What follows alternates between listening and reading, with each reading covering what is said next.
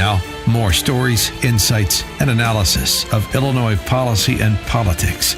This is Illinois Rising, presented by the Illinois Opportunity Project. Once again, your host, AM 560's Dan Proft.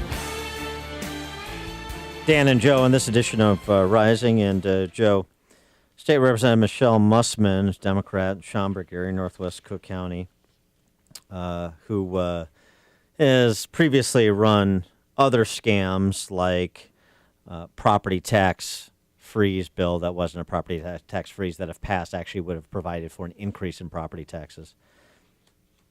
She now is trying to be too clever by half when it comes to the proposed graduated state income tax that Spalding and Chicago Democrats and the suburban toadies they control, like Michelle Mussman, are running on this election cycle, receiving petitions from constituents demanding she oppose the graduated state income tax that's been proposed, and she's not really saying where she is. Yeah, she was kind of dismissive when she received over 1,000 signatures from her constituents opposing the progressive tax, telling her to oppose the progressive tax.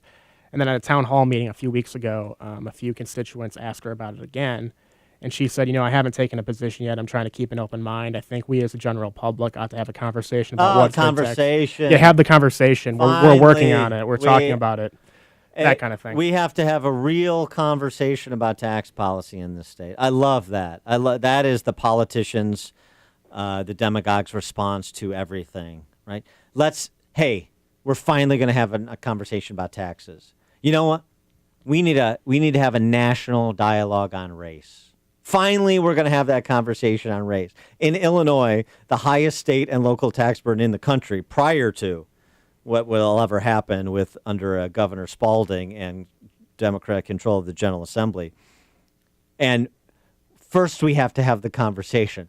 That's just a way to deflect attention away from continuing to pile on tax burdens on working families and force more people out of the state. That's what's actually going to happen. The conversation that we have to have, this idea of a graduated state income tax, boy, I'm going to have to take that under advisement and think about it, because I've never heard of this idea before, the graduated state income tax. It's so complicated and innovative and profound that I really need to study it before I can come out with a particular position on it in the context of everything else going on in Illinois. The problem is that bull jive that Michelle Mussman spews sells.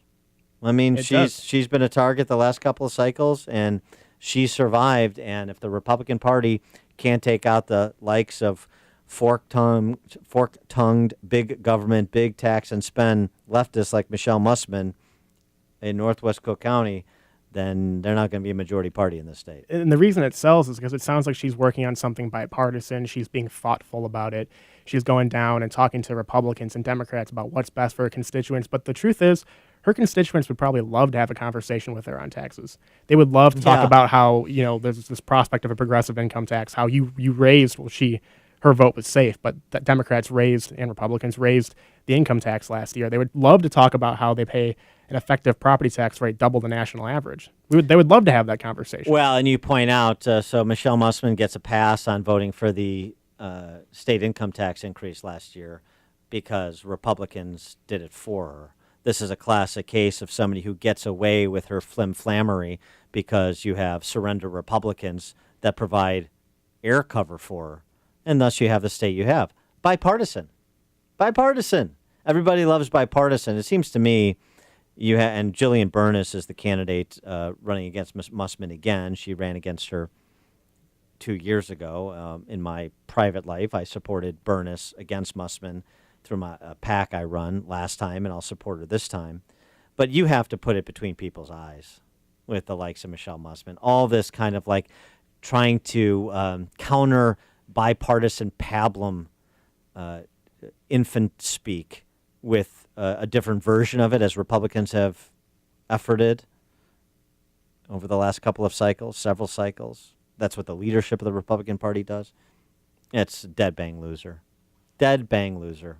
And it's kind of hard for people to understand that whole game that Madigan's able to play by taking, I mean, if you're just a casual observer of state politics, protecting some Democrats by getting, ended up being 15 Republicans to vote onto a tax increase, but getting her on the record about a progressive tax. Right now she's being, having conversations, she's being wishy-washy about it. But the only concrete bill with rates attached to it in the General Assembly right now for a progressive tax raises from State Representative Rob Martwick on the northwest side of Chicago, raises taxes on everyone that makes over $17,000 a year.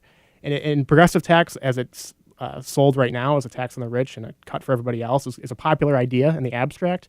But if we start talking about real rates, if we start talking about another tax increase that her constituents in the Collier counties can't afford, then she needs to take a position on it before November, before next year, before the next General Assembly, and her constituents need to know where she stands on a tax increase like that. Yeah, they should press her on it, and so should the Chicago press corps, such as it is.